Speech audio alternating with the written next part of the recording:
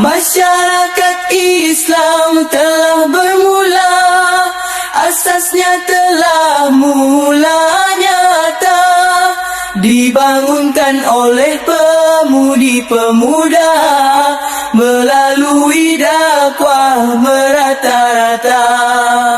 Assalamualaikum warahmatullahi wabarakatuh. Sahabat-sahabat sekalian, demikian hari ini semakin ramai remaja yang kian membuka aurat di media sosial. Ada yang buat konten, ada yang tanpa rasa bersalah berjalan-jalan di halayak ramai dalam keadaan tidak menutup aurat. Ada yang free hair, ada yang pakai seluar pendek, dan ini merupakan salah satu daripada maksiat yang sering dianggap sebagai hal biasa di akhir zaman ini. Maka dari itu, tujuan anda membuat video ini adalah untuk mendedahkan apakah cara untuk menutup aurat dengan betul, apakah cara untuk menutup aurat, dan tata cara macam mana kita nak tutup aurat supaya kita dicintai oleh Allah dan Rasulnya. Nah, pembahasan selengkapnya telah dibahaskan oleh Ustaz Adin Roslan di dalam bukunya Maksiat Akhir Zaman yang telah diterbitkan pada tahun 2019. Sahabat-sahabat boleh cek tag kuning dekat bawah tu, insya-Allah. Sebelum kita mulakan pembahasan kita ni, anda nak mengajak untuk semua sahabat-sahabat sekalian untuk sama-sama kita menginfak demi pembangunan Kompleks Pendidikan Al-Khairiyah pada tahun ini.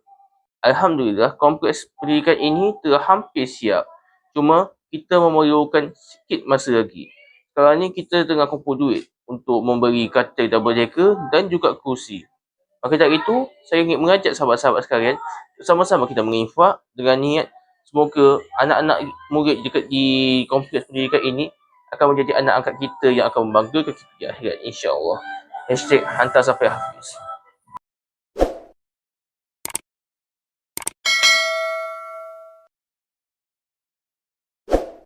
Sahabat-sahabat, aurat adalah satu benda yang sangat ramai orang buka pada zaman sekarang ni.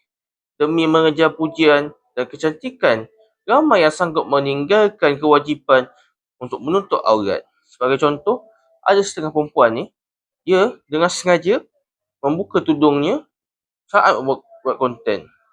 Ini merupakan satu maksiat yang harus kita cegah agar tidak menjadi dosa di akhirat kelak.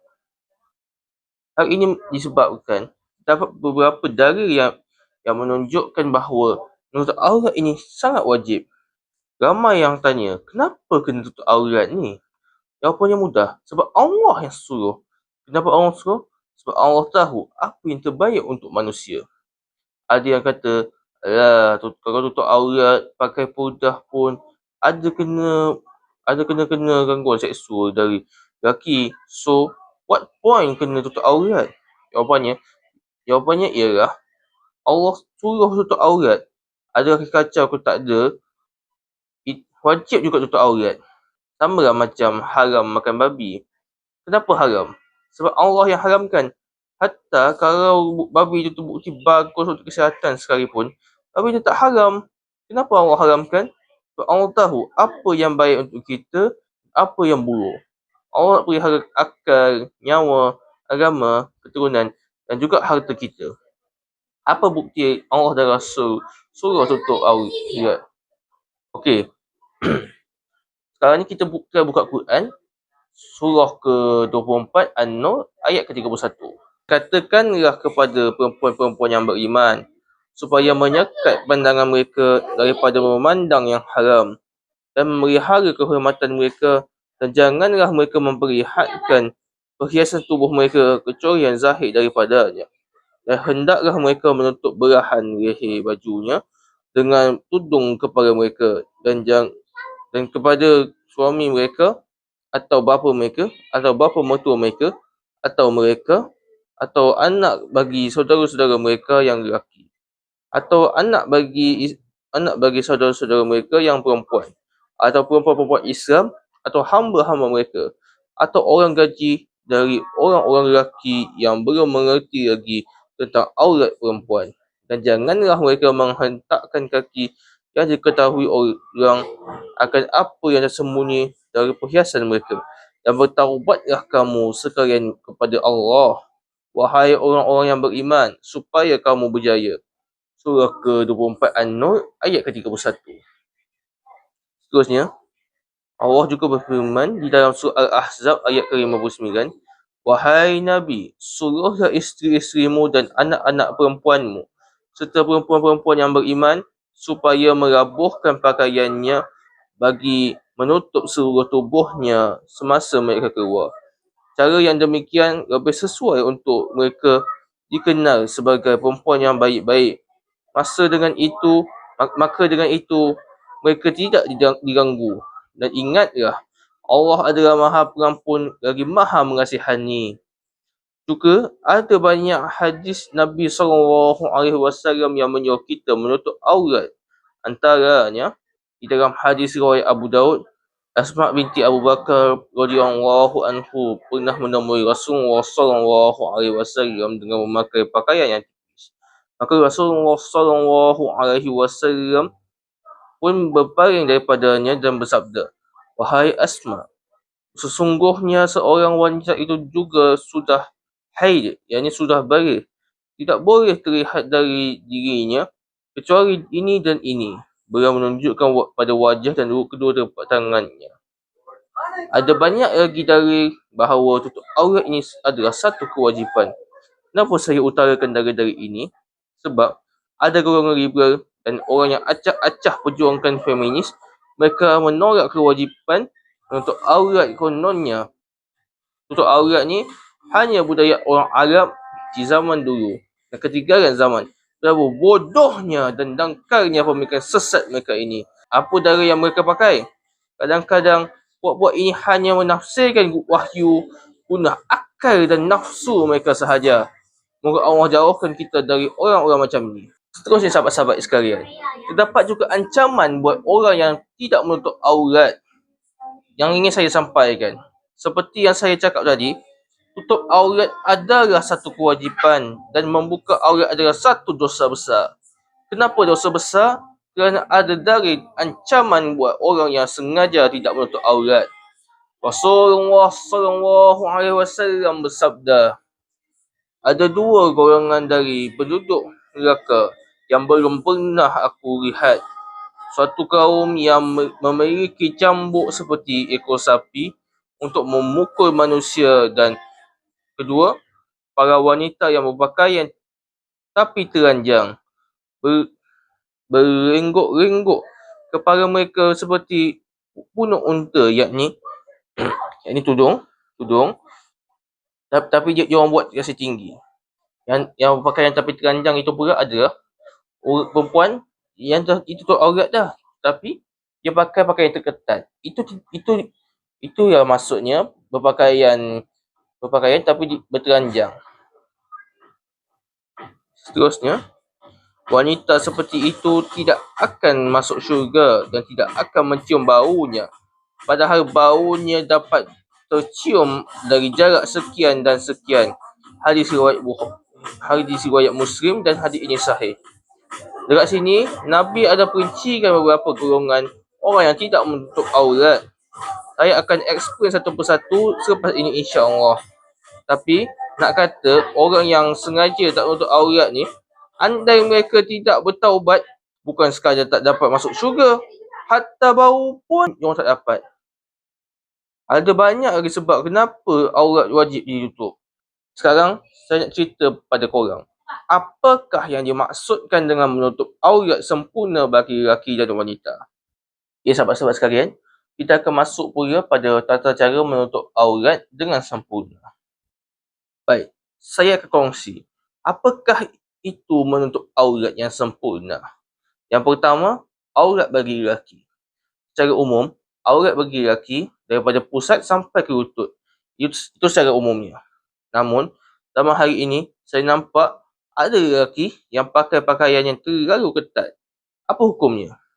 So, saya ambil pendapat Syekh Dr. Zulkifli Muhammad Al-Bakri Hafizahullah, kita punya bekas Mufti Wilayah dan juga sekarang ni jadi Senator Dewan Negara, di mana di dalam syarah Bayan Linnas, beliau mengatakan dalam hal lelaki memakai pakaian yang ketat, dan itu perlu diteliti. Jika dia memakai pakaian, maksud pakaian itu ialah menutup tubuh. Kalau dia berpakaian tidak menampakkan tubuh, iaitu ketat sangat sampai nampak dia punya lutut, tidak dinamakan berpakaian. Contohnya, di dalam Islam tidak dikira menutup aurat mereka yang memakai pakaian gutsina. Dia pakaian plastik lah, pakaian yang nampak dia punya bentuk tubuh. Jadi pakaian yang jenis, walaupun dah pakai baju, dah pakai seluar, tapi nampak juga warna kulit tu dekat dalam.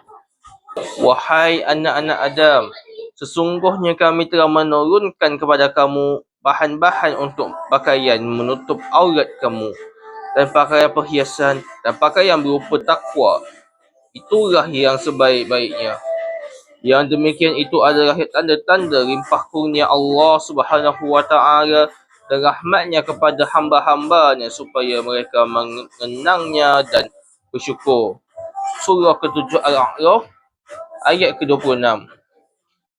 Ini kerana perkataan yuwazzi sawiyakum jelas menunjukkan sifat pakaian mestilah menutup aurat. Kedua, pakaian yang dalam Islam tidak benar ialah pakaian yang terlalu menarik perhatian. Justru, apatah lelaki baju yang menampakkan tubuh badan. Mungkin orang lelaki dengan orang lelaki tidak besar apa-apa. Tetapi, dengan wanita jadi lain yang membawa kepada syahwat dan membawa kepada khairah. Sekalipun, ada yang boleh menjawab, saya pakai seluar sempurna menutup aurat dan dari pusat sampai ke lutut. Namun, sesuatu perkara yang membawa kepada haram boleh juga jatuh haram. Kaedah menyatakan perkara yang membawa kepada perkara yang haram jika haram hukumnya. Rujuk Qawaid Al-Ahkam bab kedua muka surat 218 oleh Imam Is bin Abdus Al-Salam. Justru, pakailah pakaian takwa seperti nas di atas yang mematuhi syarak. Contohnya jubah ni, pakai kurta, pakai jersey yang tidak terlalu ketat, dan juga pakai seluar track yang tidak terlalu ketat, tidak terlalu longgar, yang kena dengan kaki kita.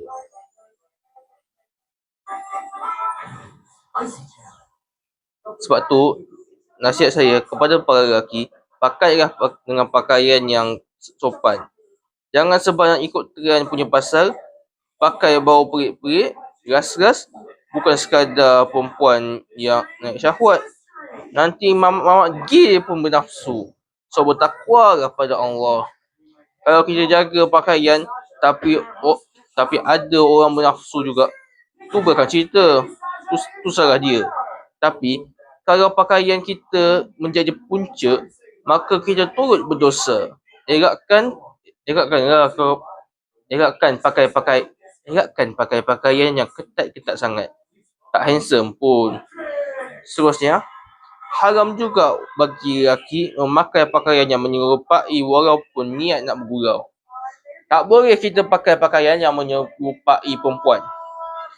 Bahawasanya Allah Subhanahu wa taala melaknat lelaki yang berpakaian seperti wanita dan wanita yang berpakaian seperti lelaki. Seterusnya, aurat bagi wanita. Okey, yang ni saya nak kena explain detail sikit. Yang pertama, syarat pertama, pakaian wanita mesti menutup seluruh tubuh anggota badan dia kecuali muka dan tapak tangan. Jadi, muka dengan tapak tangan je yang tak perlu ditutup, tak perlu wajib ditutup. Bahagian lain wajib. Jangan kata, "Alah Ustaz, tutup yang badan dah lah. Kepala saya nak biar juga, rambut saya tak selesa." Jangan. Rambut, orang sehelai rambut sekalipun merupakan aurat yang wajib untuk kita tutup.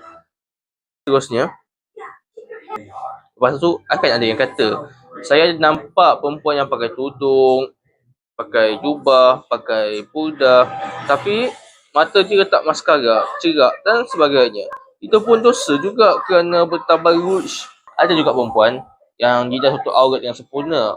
Dia pakai tudung rabuh, dia pakai purdah, dia pakai jubah warna hitam, tapi dia beria make up, dia bercerak lah, dia berwangi-wangian lah, yang sampai tahap menarik lelaki. Itu namanya tabarruj. Di mana tabarruj ni adalah kita menarik perhatian lelaki lain. Benda ini adalah haram yang dan patut untuk kita tinggalkan juga. Kenapa pakai purdah bagai tapi still nak tayangkan kecantikan mata? So, apa tujuan korang pakai purdah sebenarnya? Janganlah macam tu. Yang ketiga, pakaian tersebut tidak tipis dan tidak tembus pandang yang dapat menampakkan bentuk kukuk tubuh. Yang ini penting. Sebab antara sebab kenapa perempuan perlu menutup seluruh anggota badannya supaya tak nampak bentuk tubuh.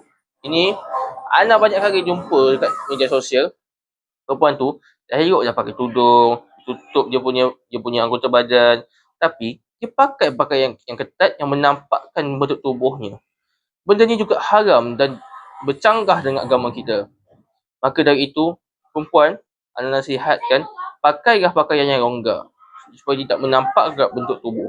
Keempat, tak boleh perempuan memakai minyak wangi dan perfume yang sangat wangi sampai tahap kita orang batu muda, sampai orang rawang boleh bau minyak wangi tu. Tak boleh. Cukuplah pakai deodoran untuk elak bau busuk dan tak menyenangkan. Itu pun sudah memadai. Rasulullah sallallahu alaihi wasallam, mana-mana perempuan yang mengenakan wangian dan berjalan melewati satu kaum dan didapati bau darinya, maka perempuan itu adalah penzina. Hadis ni sahih riwayat Abu Daud, hadis nombor 4173, dan Al-Nasa'i hadis nombor 5126. Al-Imam Al-Munawi rahimahumullah menyebutkan bahawa yang dimaksudkan dalam hadis ini adalah perempuan yang memakai minyak wangi yang terzahir dan kuat baunya, kemudian keluar dari rumah lalu melewati satu kaum iaitu lelaki-lelaki ajnabi dan memang itu tujuannya, maka perempuan itu adalah penzina dari sudut mendapatkan dosanya. Lihat kitab Al-Faid Al-Qadir Maktabah Al-Tijariyah Al-Kubra, bab ketiga, muka surat 147. Seterusnya, Al-Imam Al-Munawi rahimahumullah menyebutkan, dan perempuan jika mengenalkan wangian lalu melewati satu majlis yang terdapat lelaki-lelaki, maka ia mampu menaikkan syahwat lelaki-lelaki dan mendorong untuk memandang ke arahnya. Maka setiap yang memandang ke arahnya, maka matanya telah melakukan zina. Zina ni bukan setakat lelaki dan perempuan melakukan hal yang bersetubuh lah. Bukan sekadar lelaki dan perempuan bersetubuh secara haram sahaja. Zina pun ada macam-macam jenis. Zina mata, melihat benda yang haram. Zina telinga, dengar perkara yang lucah. Zina hati, membayangkan perkara yang tidak senonoh. Perempuan itu mendapat dosa kerana telah memancing pandangan ke arahnya dan menjadikan hati lelaki tidak tenang. Makanya, ia adalah sebab berlakunya zina mata dan ia termasuk dalam zina. Kitab yang sama, bab 5, muka surat 27. Seterusnya, syarat kelima. Pakaian itu tidak menyerupai lelaki dan menyerupai orang kafir. Nah, ini perlu dicatat juga ni. Bahawasanya, bukan sekadar perempuan tidak boleh menyerupai lelaki sahaja. Menyerupai orang kafir pun tak boleh. Sebab ada hadis Rasulullah SAW mengatakan, sesiapa yang mencintai satu kaum itu, maka ia merupakan salah satu daripada kaum tersebut. Kalau kita mencintai pakaian orang kafir, maksudnya kita pun telah menjadi kafir juga. Itulah 5 syarat yang perlu seorang wanita ikuti. Yes, memang satu mujahadah dan bukan mudah nak tutup aurat. Jika orang zaman sekarang sedang berlomba untuk menayangkan kecantikan. Tapi yakinlah, pahala yang Allah sediakan untuk korang sangat besar. Bahkan, Allah janjikan untuk wanita yang menutup aurat dengan sempurna syurga yang tiada tandingannya. Moga Allah beri kita semua kekuatan, insyaAllah. Seterusnya, jom kita tengok jenis-jenis wanita yang dimukai oleh Allah Subhanahu Wa Taala dalam bab aurat ni. Qala Rasulullah sallallahu alaihi wasallam dalam hadis riwayat Muslim, ada dua golongan dari penduduk neraka yang belum pernah aku lihat. Yang pertama, satu kaum yang memiliki cambuk seperti ekor sapi untuk memukul kepala manusia. Dan yang kedua, para wanita yang berpakaian tetapi teranjang dan merengguk-rengguk. Kepala-kepala mereka umpama bonggol-bonggol unta yang sengit. Wanita seperti itu tidak akan masuk syurga hatta mencium baunya sekalipun. Padahal baunya dapat tercium dari jarak sekian dan sekian. Kalau perasan, dekat sini ada beberapa jenis wanita yang Nabi bagi tahu. Pertama, wanita yang berpakaian tetapi teranjang. Macam mana maksudnya tu? Seperti yang anda katakan tadi, perempuan yang berpakaian tetapi teranjang ini adalah perempuan yang memakai pakaian yang lengkap. Seluar dia pakai seluar panjang, baju dia pakai lengkap yang panjang, tapi pakaiannya tu ketat sampai nampak dia punya dada, nampak dia punya perut, nampak dia punya lengan. Maka dari itu, ini adalah salah satu daripada contoh orang yang berpakaian namun teranjang. Padahal aurat wanita menurut kebanyakan ulama adalah seluruh tubuh kecuali wajah dan tapak tangan. Kaki dan rambut kepala masih termasuk aurat yang wajib tertutup. Kedua, wanita yang berenggang-rengguk. Di antara maksud sifat kedua ini adalah berjalan sambil memakai wangi-wangian dan mumilaan, iaitu berjalan sambil menggoyang-goyangkan punggung dan bahunya. Biasakan kita selalu nampak perempuan duduk jalan terrengguk-rengguk, macam tak tunjuk sangat dia punya punggung tu kan. Itu merupakan salah satu contoh perempuan yang dicela dalam Islam. Walau sekali pun dia pakai jubah, tak boleh. Sebab ia akan mengundang syahwat daripada lelaki. Maka dari itu, jika ada daripada kawan korang yang berjalan seperti itu, suruh dia untuk bertaubat dan tidak melakukan perkara tersebut lagi. Sekarang kita ada perempuan macam ni. Time jalan tu, ya Allah, dia punya gejik dan rengguk. Ambil gambar punya acah-acah kaki ke depan supaya nampak kurus. Come on guys, elakkan please. InsyaAllah banyak pahala kalau kita jaga aurat betul-betul. Yang ketiga, wanita yang kepalanya seperti unta yang sengit. Nah, korang pernah tengok gambar macam ni? Ni dan ini. Ini merupakan salah satu contoh perempuan yang memakai tudung seperti pundak unta. Kalau sanggul dia tu tingginya, nampak hodoh bagi anak. Sekarang macam-macam fashion tudung yang macam ni. Bertakwalah pada Allah, tinggalkanlah semua benda ni. Seterusnya, kita nak masuk kepada hukum upload gambar tak menutup aurat di media sosial dan sewaktu dengannya. Secara asalnya, haram bagi seorang wanita memuat naik gambarnya yang tidak menutup aurat di media sosial. Sama ada di dalam TV, YouTube, Facebook dan seumpama dengannya. Tetapi, apa hukumnya andai kita upload gambar orang lain yang tidak menutup aurat? Hukumnya juga haram, melainkan ada keperluan yang mana tujuan kita upload itu bukan untuk membuka aurat. Contohnya, keperluan yang perlu diraihkan ialah memuat naik gambar-gambar rasmi melibatkan urusan kerajaan. Macam contoh, dekat dalam kabinet kerajaan kita ni, ada kan Allahumma salli ala Muhammad, ada menteri-menteri kita ni yang not yet Muslim. Not yet ni maksudnya belum. Ini sebagai tanda doa pada orang-orang kafir yang belum Islam, supaya insya-Allah satu hari nanti Allah takdirkan mereka memeluk Islam. Di mana menteri-menteri kita yang belum Islam ini, mereka tidak menutup aurat, menampakkan aurat mereka di media sosial. Maka dari itu, jika kita terpaksa upload gambar mereka atas dasar pendidikan, atas dasar kerajaan, atas dasar menunjukkan berita, maka ia dibolehkan. Seterusnya, syarikat penjagaan, yang ini teguran anda juga kepada pemilik-pemilik syarikat. Kalau boleh, model yang digunakan untuk pengiklanan syarikat, ambillah yang menutup aurat dengan sempurna. Jangan disebabkan kita nak cari yang cantik, cari yang boleh menarik perhatian lelaki dan juga menarik perhatian pembeli, sehingga kita membuat dosa seperti ini. Yang seterusnya,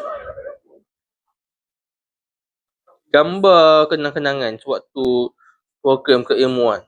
Nah, kadang-kadang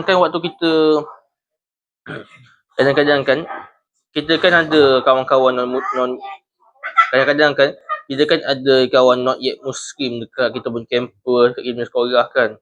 Jadi, tidak menjadi kesalahan untuk kita upload gambar-gambar tersebut atas dasar supaya tidak hilang kenangan kita di sana.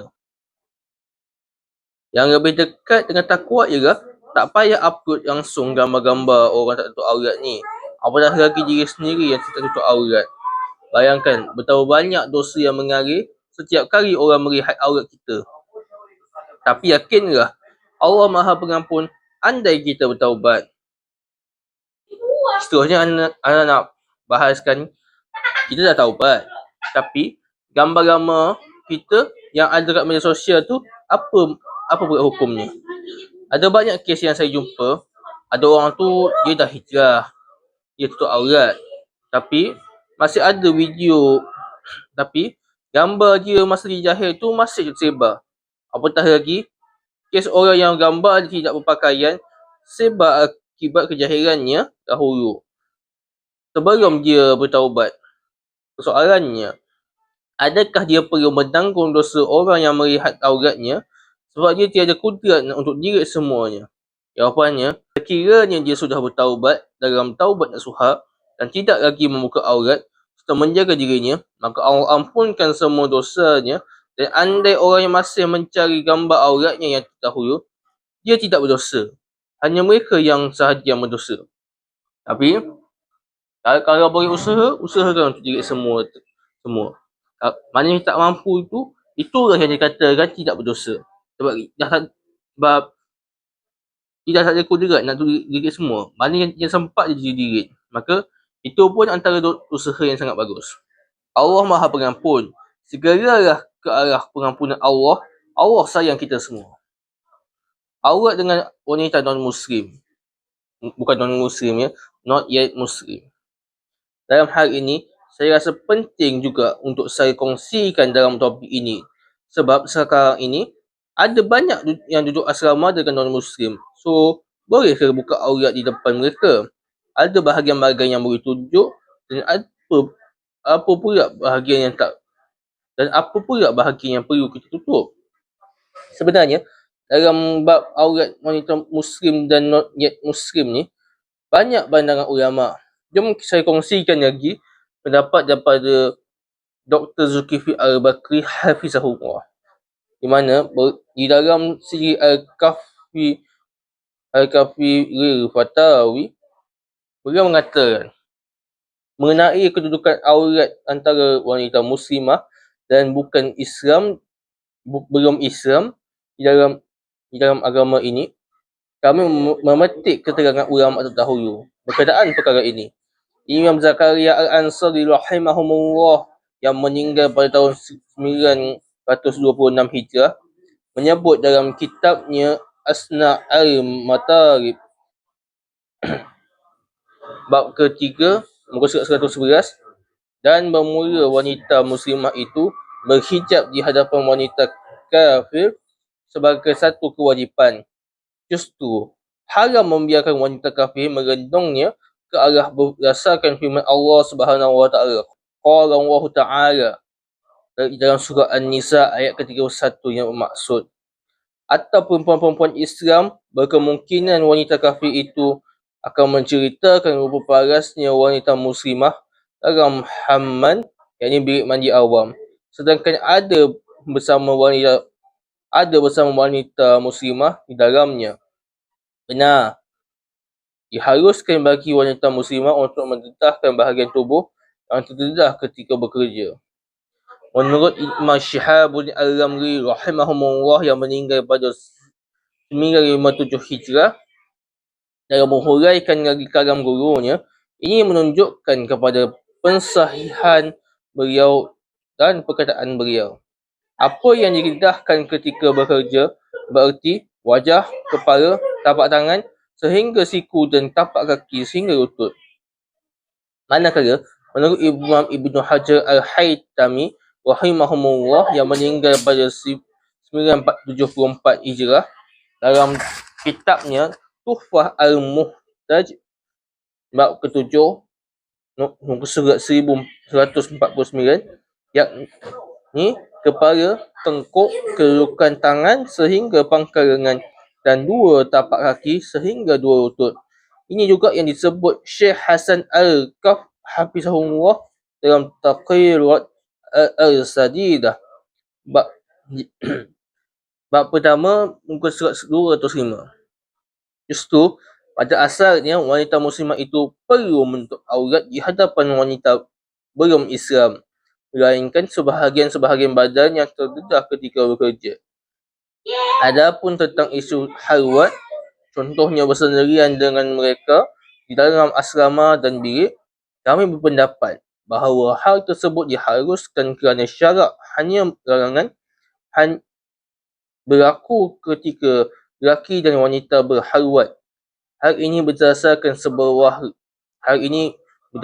sebuah riwayat daripada Sayyidina Abdullah bin Umar radhiyallahu anhu bahawa Rasulullah sallallahu alaihi wasallam bersabda, "Ketahuilah bahawa tidaklah berdua-duaan seorang lelaki dan seorang wanita itu, melainkan yang ketiganya adalah syaitan." Hadis riwayat Al-Tirmizi, hadis nombor 2165. Syekh Muhammad bin Abdul Rahman Al-Mubarakpuri rahimahullah yang meninggal pada tahun 1353 Hijrah mengatakan, mengatakan makna hadis ini ialah syaitan akan bersama keduanya, yakni lelaki dan perempuan yang berhalwat tu, serta membisikkan syahwat kepada mereka sehingga ia mencampakkan mereka berdua ke lembah penzinaan. Rujuk Tuhfah Al-Ahwazi bab ke-6 surat 320 oleh Syekh Al-Mubarakpuri. Kami berpendapat dalam isu seperti ini, pergaulan dan penjagaan aurat adalah amat penting, tetapi dalam keadaan tertentu, jika sesama perempuan sekalipun, perempuan belum Islam, maka ia adalah harus dengan syarat tidak membawa fitnah dan menjatuhkan maruah wanita muslimah.